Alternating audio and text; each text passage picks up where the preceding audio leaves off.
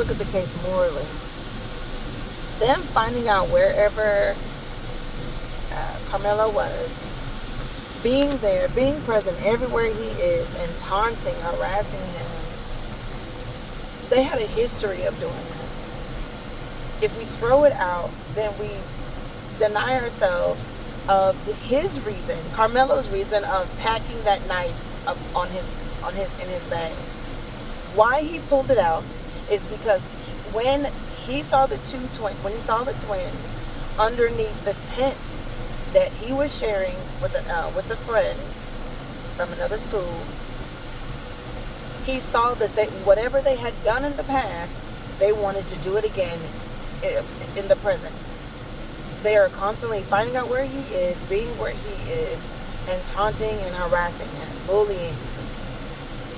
And him packing the knife is him keeping in mind what the history of these twins. Him pulling out the knife is him assessing what they were doing at the moment.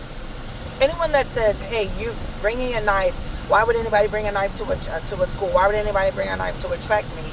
It's because he is aware that the variables in this situation, him coming to a track meet, they're going to be at the track meet.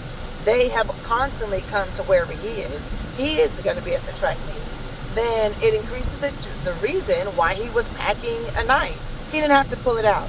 He probably never was going to pull it out had they not found out where he was and made themselves present where he was and began to engage with him, not have a cordial conversation, but to continue what they had always been doing, which was to chastise, harass, taunt. And what people on the outside are wanting is to note that he endured it. He allowed it to happen over and over without end. And he should not have ever stabbed him. And this, I agree to, he should not have ever stabbed him. But also, I don't think anyone that is on board with that thought is expecting even themselves to endure for long periods of time over a long length, the time that he did, constant harassment, constant bullying. A lot of teachers aren't even allowed to do things in certain districts because they have a hands-off approach. If there's someone fighting, they're not allowed to get involved. If there's someone having a verbal altercation, then they are limited. A lot of times, depending on where you are not. The teacher is not allowed to get involved. It's like physically not get it in the middle, and a student can continue to get bullied and bullied. Are you simultaneously saying that the students should still go to school? The students should still go about their rotation where they are supposed to be, and areas where they're also allowed to be. If you know that the child is enduring bullying, have it be physical, have it be verbal, are you still allowing the child to still continue in the same rotation? That's besides the fact. Because Austin Metcalf ended up losing his life in this situation, I think looking at the end but not looking at the reasoning and the motivation, then we lose ourselves. We want to look at it black and white, no pun intended, because of the races, but we want to look at, because he died, because if Austin Metcalf was an African American child and Carmelo Anthony was a Caucasian student, then would I still want justice the way that I do? Would I still be looking at the details and the motivation of why a knife was brought in, why it was brought out of the bag? Yes. Because the black Austin Metcalf still needs to be responsible for the taunting, harassing, finding out where Carmelo is, and being present there each and every time. Yes, people's presence can be haunting. Yes, it can be daunting. Yes, it can be intimidating. Yes, it can bring back the memories of something that they have done in the past. I'm not on board with killing or murdering because they're being taunted. But I also want for the fact that someone is enduring needs to be taken into account. Someone is being tortured needs to be taken. Someone that is being bullied needs to be taken into account. From outside looking in, it looks as though just like Selena, somebody was being envied, and someone was jealous, and because of that, this is what happened. They will always find out where you are, and they will take away from you peace. They will, people that are jealous or envious or desirable, they will find out. Sometimes being great at what you are and great at what you're doing does call negative attention, and it does come easy for people who are like Austin and his twin. And I say that because I do believe that they were bullying. And sorry, just looking at Carmelo Anthony, he looks like a scared boy. He looks as though being physical, fighting doesn't really cross his mind as far as like how to solve his problems or his issues or any confrontation. And it reflected in him being excellent in his sports, him being excellent in academics. All I know is I sat my children down and I told them, you can't play in the store like you want to. You can't hold a toy gun like you want to. There are people out here that are getting away with things because they don't like your skin color. Because they don't like your skin color. And there's people out here also that don't believe that they are racist, and they don't sound racist to me as well. But the reasoning and the origin of their behavior is racism. A lot of people of that particular race, of our race, that we do this and we do that. But in this particular situation, a lot of people of the Caucasian race, what they do is look and see how easy your life has become. And sometimes when they're in direct rotation with you, it irritates them because they are seeing your comfort or your success or something that you have that they desire to obtain or attain. They know that they used to rest their feet on your back.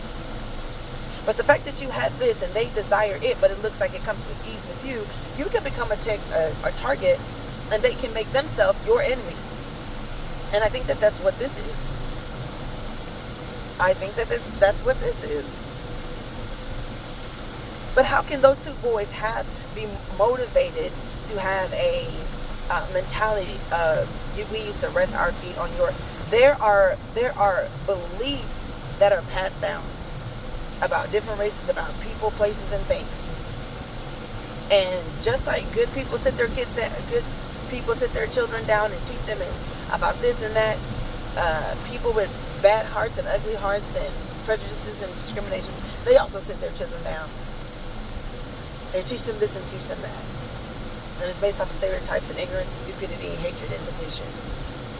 And this is where I believe their motivation came. But had Carmelo been bigger in stature, they would have thought twice about continuing to do that nonsense. Had Carmelo Anthony had in him a personality to match them with roasting, with jumping back at them, they would have thought twice. And just those two different behaviors, I'm going to teach my children, because they do have. I didn't have those attributes or whichever, those skills or whichever. I was constantly bullied, made fun of in the workplace. If I get my lashes done, I remember because I was putting up a lipstick. A girl reported me. She was just like, "Oh, I saw that this coworker was talking to you. I know that's what you do. I know that's what you wanted."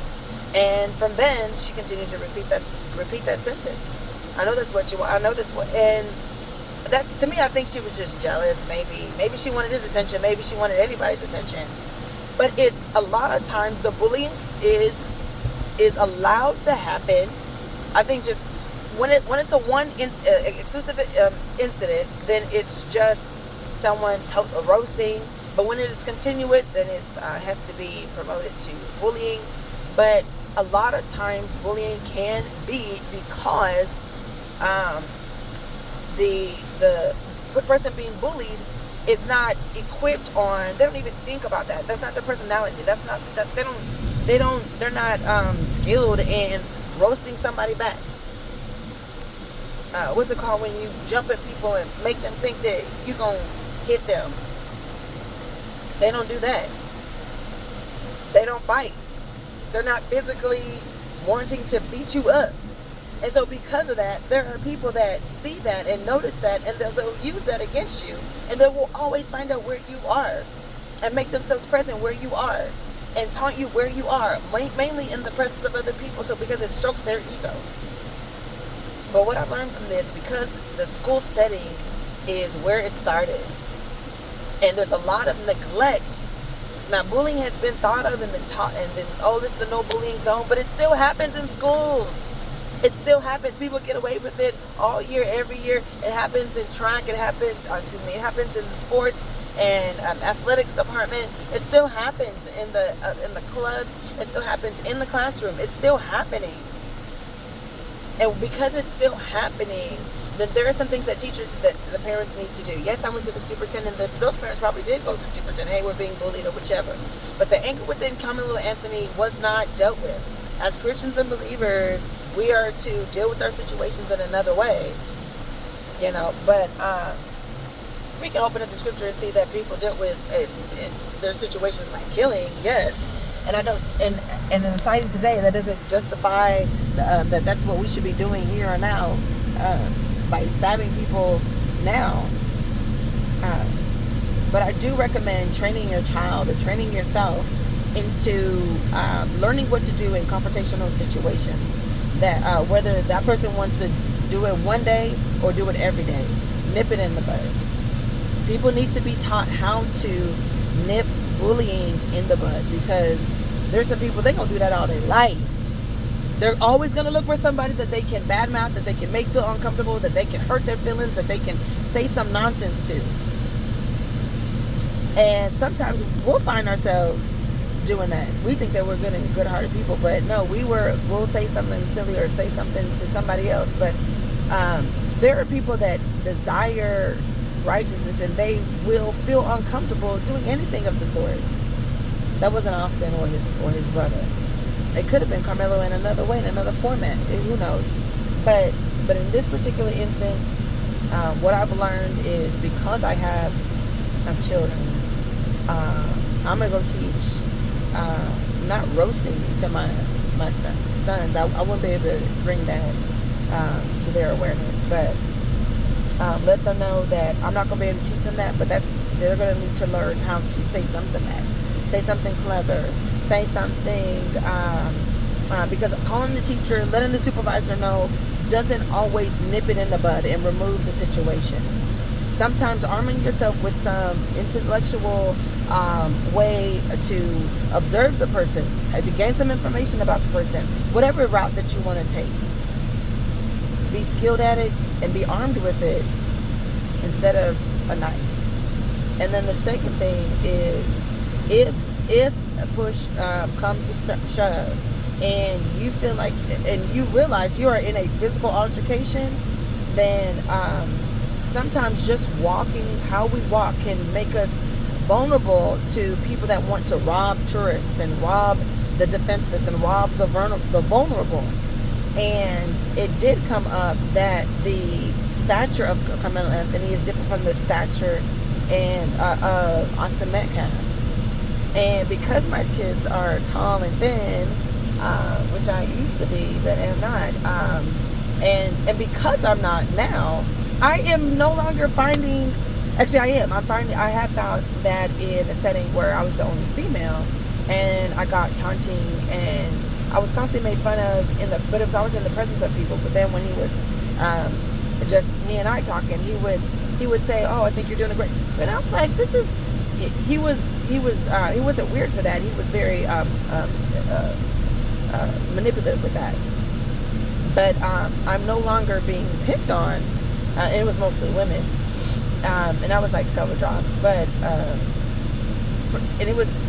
I know it was because of my nice personality. I know it was because I'm friendly and I'm bubbly and I want to get to know everybody and I'll talk, and that's where I went wrong. Sharing just pieces of information about me, where I drive, how old I am, or what I like to eat, or one of my hobbies. And then people were those were just nasty people. It didn't matter what I shared. It was because they knew that they could be successful in doing what they wanted to do. They wanted to be ugly. And so that's what I took away from this court case. It was based off of racism. It has nothing to do with, they didn't try. The jury was all white. They only tried one witness. They didn't use all the evidence that they had. The video footage was blurry. The defense team didn't have they already knew what they wanted to punish him with before the trial started. This is why it was tried in the McKinney court. This is why they had this judge that they had. This is why they gave him 35 years. It's based off of racism. Now that, I can warn my children, but so many other minority children have fallen victim to that. This one didn't pass away. This one ended up getting locked up for 35 years of his life. I would still pray. I would still pray. I would keep on praying and say, Yahweh Elohim,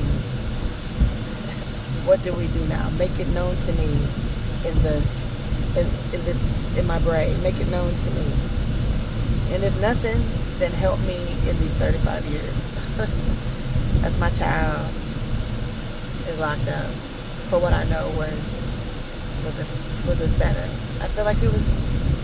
That's just how I feel, bro. So, y'all keep your head up.